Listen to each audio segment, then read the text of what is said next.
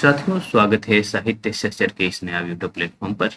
हम लोग कल देख रहे थे कि बिहार असिस्टेंट प्रोफेसर में जिन कैंडिडेट को शॉर्टलिस्ट करना था वो कर लिया गया है, लेकिन कुछ बातें ऐसी हैं जो मुझे पच नहीं रही है। उस पर बात करना काफी जरूरी है। उन कैंडिडेट के लिए जो अधिक अंक लाए हैं फिर भी सिलेक्ट नहीं हुए हैं, जो कि उसी कैटेगरी में कोई और एक स्टूडेंट है जिनका उनसे कम अंक है फिर भी सिलेक्ट हुआ है। ये कैसे हुआ? अभी ही हिंदी की ही एक स्टूडेंट है जिनका कहना है कि उनका 69 है एपीआई और उनका कॉल नहीं हुआ है। एक बात ये मान लीजिए कि डॉक्यूमेंट के स्तर पर किसी को नहीं छांटा गया है। आप कुछ भी अपलोड किए थे लेकिन आपका मार्क्स था तो आपको कॉल किया गया है। मैं जहां तक देख पा रहा हूँ, क्योंकि मेरे संपर्क में तो बहुत सारे स्टूडेंट हैं और साहित्य सहचर टेलीग्राम ग्रुप पर मैं देख रहा हूँ कि लगभग 2250 स्टूडेंट जुड़ चुके हैं। तो वहाँ जो बातचीत होती है, और मुझे मेरे पर्सनली भी बहुत सारे स्टूडेंट मुझसे संपर्क में हैं, तो उनसे जब बातचीत होती है तो उनके बातचीत से यही पता चलता है कि किसी ने सेल्फ अटेस्टेड नहीं डाला था पर उनका कॉल हुआ है। इससे ये ज्ञात होता है कि डॉक्यूमेंट के स्तर पर आपको नहीं छाटा गया है। और मुझे नहीं लगता है कि आप लोग एडिट ऑप्शन के बाद भी डॉक्यूमेंट सही से ना डाले हों, ऐसा नहीं हो सकता है। तो एडिट ऑप्शन था तो सारे लोग डॉक्यूमेंट सही से डाले ही होंगे, फिर भी 69 पर कॉल नहीं हुआ है। लेकिन मैं जनरल में जहां तक समझ पा रहा हूँ कि जनरल में हिंदी की बात करें तो 64 का कॉल नहीं हुआ है, लेकिन 65 तक का कॉल हुआ है। तो जब 65 तक का कॉल हुआ है तो फिर 69 का कॉल क्यों नहीं हुआ है? ये एक मसला बनता है। पर ये फीमेल है, ये भी बात है। मान लेते हैं कि चलो अदर स्टेट के फीमेल हैं तो इन्हें प्योर रूप से जनरल काउंट किया जा रहा है, फिर भी आप 65 पर कॉल किए हैं तो 69 को कॉल क्यों नहीं गया है? ये एक तो भाई सोचने वाली बात है। दूसरी स्थिति ये है, अभी ही एक ड्यू के प्रोफेसर कॉल किए हुए थे कि उनकी कोई रिलेटिव है, उनके साथ क्या है कि ईडब्ल्यूएस फीमेल है वो। उनकी एक सहेली है जिनका 56 पर कॉल हुआ है और 50 मतलब बहन की सहेली, इनकी सहेली नहीं बहन की सहेली, तो 56 पॉइंट कुछ है इनकी बहन की, लेकिन इनको कॉल नहीं किया गया है ईडब्ल्यूएस से। तो ऐसा कैसे हुआ है? ये एक सोचने वाली बात है और क्या किया जाना चाहिए।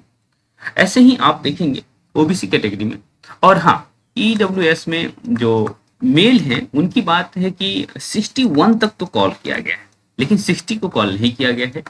तो जिनका 61 है और या 61 से ऊपर है ईडब्ल्यूएस मेल फीमेल है तो उनको तो कॉल आना ही चाहिए था। यदि ऊपर के हैं और आपको कॉल नहीं आया है तो आप भी ये काम जरूर करिएगा, क्योंकि भाई एक सीट बहुत महत्वपूर्ण होता है आपके लिए।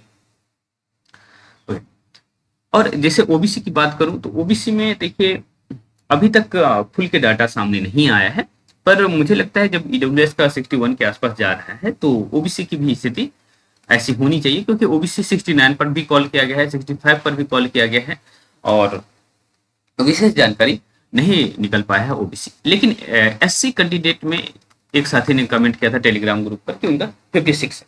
तो जब ऐसी ऐसी बात है और सिलेक्शन हुआ है तो वो जिनका हाई एपीआई है आखिर क्यों नहीं? और दूसरी बात यह है कि आयोग को कम से कम इतना तो ख्याल रखना चाहिए कि भाई आप जिनको कॉल कर रहे हैं उनका एपीआई ये कट ऑफ तो आप जारी कर दें।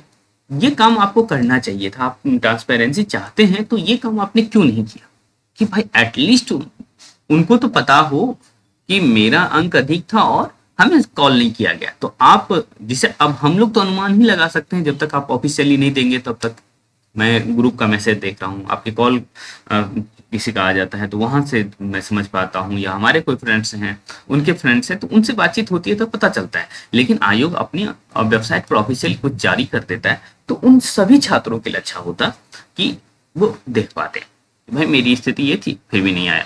तो आप लोग जिनका लगता है, विशेष तौर पे जिनका 69 एपीआई है और आपको कॉल नहीं किया गया, तो आप सीधा आयोग को मेल करिए। मेल भी आपको बताया गया था कि क्या था। एक बार मैं फिर से दिखा देता हूँ, आपको स्क्रीन दिख रहा होगा। तो आप दो काम करिएगा कि एक मेल करके ये बोलिए कि भाई कट ऑफ जारी करो, और दूसरी बात ये है कि मेरे साथियों में इनका इतना कम था फिर भी सिलेक्शन हुआ और मेरा क्यों नहीं हुआ।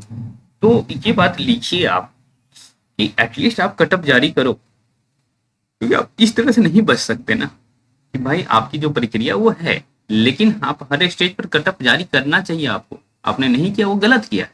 तो ये आपका ये नहीं ये वाला आपका जीमेल है, तो इसको ध्यान रखिएगा। मैं वीडियो के नीचे भी डाल दूंगा और ग्रुप में भी डाल दूंगा, जिससे कि आप आराम से मेल कर सकते हैं। ये काम आप जरूर करिए। और जिनका भी इंटरव्यू के लिए शॉर्टलिस्ट हो गया है वो प्लीज डॉक्यूमेंट के स्तर पर आप कोई गलती मत करिएगा, विशेष तौर पे मार्कशीट को लेकर के तो बहुत सतर्क रहिएगा।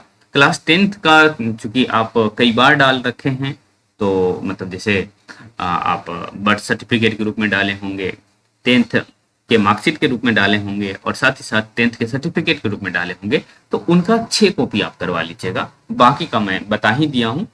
ओके, तो चलिए हम इस तरह से मिलते रहेंगे। बाकी और बहुत सारी बातचीत आपको करनी है तो साहित्य सहचर का टेलीग्राम ग्रुप खुला हुआ है आपके लिए, आप जुड़ सकते हैं।